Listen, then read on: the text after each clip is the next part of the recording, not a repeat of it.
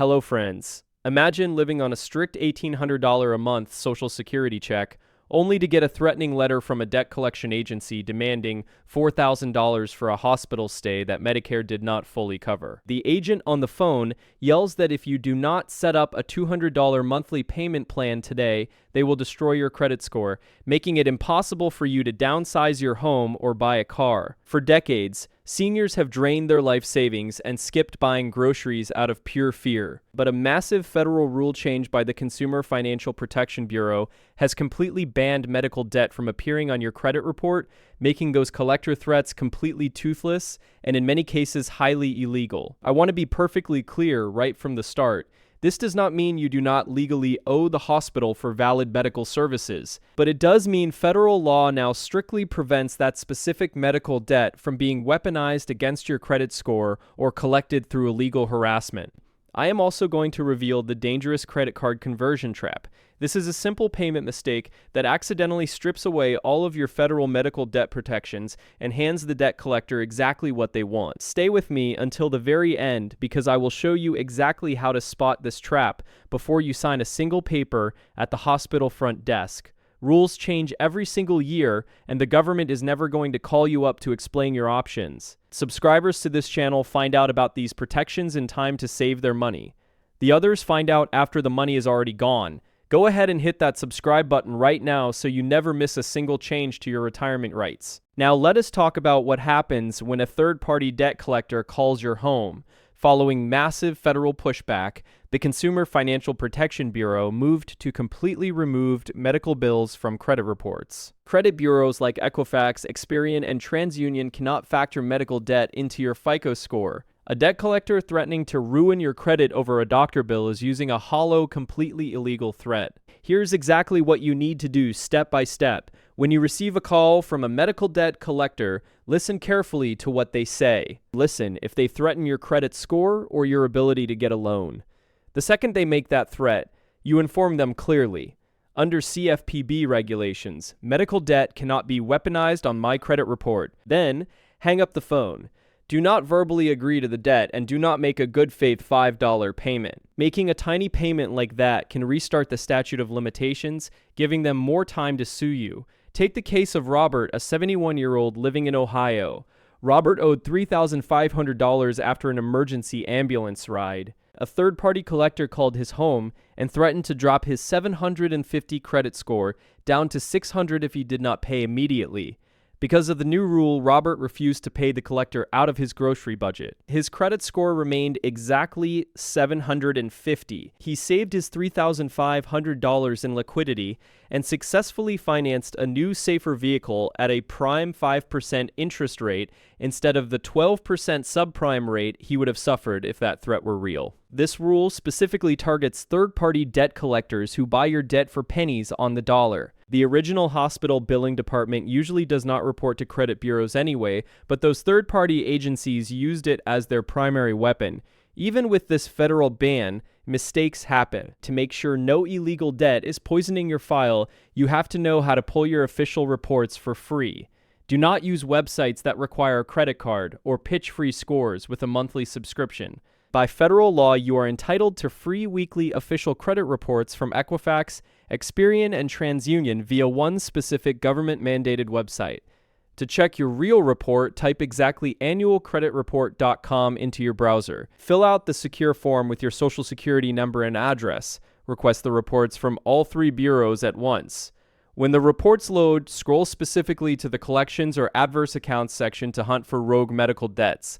Look at what happened to Susan. She is 68 years old and was recently denied a senior apartment lease because the landlord said she had a collection account on her record. Susan pulled her free report and found a rogue $450 lab bill from 3 years ago that the Bureau had failed to delete. Without checking, she might have paid a $1,000 security deposit penalty to the landlord just to get approved. By finding it for $0 on the official site, she identified the exact target she needed to eliminate. If you have a fraud alert or a credit freeze active due to identity theft, you may have to request your report via physical mail or pass extra identity verification questions online. If you actually spot a medical debt sitting in that collections section, you do not call the collection agency to argue. You attack the credit bureau directly. Under the Fair Credit Reporting Act, if you dispute an item on your credit report, the Bureau has 30 days to verify it with the collector. If it violates the medical debt rules, or if the collector fails to prove the exact accounting of the debt within 30 days, the Bureau is legally forced to delete it permanently. To start the official dispute process, go to the specific credit bureau's website, such as Experian.com/dispute. Select the specific medical collection account causing the issue. Choose the dispute reason that states, "This is medical debt which cannot be reported," or select balance is incorrect or unverified. Submit the dispute and wait 30 days for the official deletion email. Consider David, a 74-year-old who discovered an old $1,200 emergency room collection on his TransUnion report. He spends 10 minutes filing the free online dispute. The collection agency realizes they cannot legally report medical debt and fails to respond. On day 31, the $1,200 collection is wiped from David's record completely. His FICO score jumps 40 points, saving him hundreds of dollars a year in auto insurance premiums because insurance rates are tied to credit scores in his state. Remember, you must dispute the item with each bureau that reports it. If Equifax deletes it, you still have to file a separate dispute with Experian if it appears there as well. Deleting the debt from your credit report fixes your financial reputation, but it does not stop the collector's phone from ringing. For that, you need a federal gag order. The Fair Debt Collection Practices Act gives you the absolute legal right to force a third-party debt collector to stop communicating with you. If they contact you after receiving a cease and desist letter, they are violating federal law and can be sued for $1,000 per violation. To stop the harassment, type up a simple letter stating, "Under the FDCPA, I am requesting that you cease all communication with me regarding this debt. Do not admit you owe the money in the letter." Mail the letter to the collection agency via USPS certified mail with a return receipt. Keep the green signature card. If they call again after signing for that card, report them to the Consumer Financial Protection Bureau. Mary was 78 years old and getting 5 calls a day from a debt collector over a $2,000 hospital bill, causing her severe anxiety. She pays $8 for certified mail. The collector signs for the letter. The phone calls instantly stop. She regains her peace of mind and stops paying them $100 a month out of her grocery budget just to make them go away. That simple action saved her $1,200 a year. A cease and desist letter stops communication, but it does not erase the debt. They can still technically sue you in court, though they rarely do for small medical bills. However, if they call you before 8 a.m. or after 9 p.m., that is an automatic federal violation, even without a letter. Seniors often panic because they think a collector will steal their Social Security check directly from their bank account if a lawsuit occurs. Federal law under Section 207 of the Social Security Act strictly protects your Social Security benefits from private debt collectors. A hospital or collection agency cannot garnish your Social Security check, and they cannot seize Social Security funds from your bank account to pay a medical bill. When you receive a threat from a collector saying they will take your Social Security, know right away that this is an illegal threat. Ensure your Social Security is direct deposited into a standard bank account. Banks are legally required to automatically protect 2 months' worth of federal benefits from any court-ordered freeze or garnishment. Look at John, a 70-year-old in Nevada, who got sued by a medical collector for $5,000. He lost by default because he did not go to court, and the collector tried to garnish his bank account.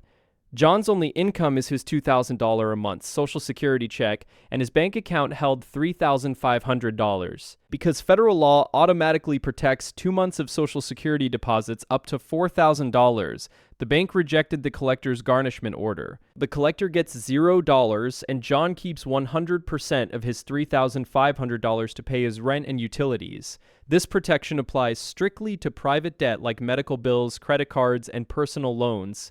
It does not protect you from government debt like unpaid federal taxes, child support, or federal student loans. Knowing you are protected from collectors is great, but the best strategy is to never let the bill go to collections in the first place. You can do this using a secret hospital loophole. Under the Affordable Care Act, any hospital operating as a nonprofit 501c3, which is over half the hospitals in the United States, is legally required to offer charity care or financial assistance programs. If your income is below a certain threshold, which is often up to 250% of the federal poverty line, They are forced to forgive 50% to 100% of your bill completely. When you receive a massive bill from the hospital, your very first step is to stay calm and explicitly refuse to put it on a credit card. Call the hospital billing department directly and ask for the financial assistance application. Submit your Social Security award letter and bank statements proving your fixed income. The hospital must pause all collection efforts while they process your application. Take the case of Linda, a 67-year-old living in Texas who underwent surgery. Even with Medicare, her out-of-pocket coinsurance bill came out to $4,500. Her income is just $1,600 a month. Because Linda's income puts her at 130% of the federal poverty level, she files the charity care application and the nonprofit hospital is legally required to approve her. The $4,500 bill is written off to $0. She pays nothing and the debt is never sent to a collection agency. For-profit hospitals are not federally mandated to offer charity care, though many have their own internal hardship programs. Always look for the financial assistance link at the very bottom of the hospital's website to check their specific policy. But if you panic and try to pay that hospital bill using the most common payment method in America, you will instantly destroy every single protection we just discussed. This brings us to the dangerous credit card conversion trap. The Consumer Financial Protection Bureau medical debt reporting ban and hospital charity care laws only apply if the debt remains classified as medical debt. The exact second you swipe a standard credit card to pay the hospital gets their money and your debt is transferred to the credit card company. It is no longer medical debt. It is now standard consumer credit card debt. When facing a large medical bill, explicitly refuse to put it on a credit card at the front desk. Do not sign up for medical credit cards like Care Credit in the waiting room without reading the deferred interest trap. Always negotiate a 0% interest payment plan directly with the hospital's billing department. This keeps the debt classified as medical so your federal protections remain completely intact. Richard owed $3,000 for an emergency room visit. The front desk pressured him, so he panicked and put it on his Visa card. Because it is now credit card debt, it immediately reports to the credit bureaus and lowers his score. The hospital no longer cares about his situation, so he can no longer apply for charity care. To make matters worse, the credit card company charges him 24% interest. Over 3 years, paying the minimum, that $3,000 bill cost him $4,200. If he defaults, the credit card company absolutely can destroy his credit score because the federal medical ban no longer protects him. Medical credit cards often offer 0% interest for 12 months, but if you miss the payoff by just one single day, they retroactively charge you 26% interest on the entire original balance from day one. Avoid them entirely. Let us do a quick recap of everything we covered today. First, under the new rules, third-party debt collectors cannot ruin your credit score over medical bills. Second, check your real reports for free at annualcreditreport.com. Third, if you spot an error, dispute it directly with the credit bureaus to force a permanent removal within 30 days. Fourth, use a certified mail cease and desist letter to stop predatory phone calls under penalty of a $1,000 federal fine. Fifth, know that Section 207 of the Social Security Act completely shields your benefits from bank garnishments by private collectors. Sixth, use the Affordable Care Act charity care loophole at nonprofit hospitals to write bills down to $0 based on your income. And finally, never swipe a credit card for a hospital bill, or you will convert protected medical debt into dangerous consumer debt. Your Social Security check is meant to put food on your table and a roof over your head. It is never to be handed over to a predatory debt collector who is legally banned from touching your credit score.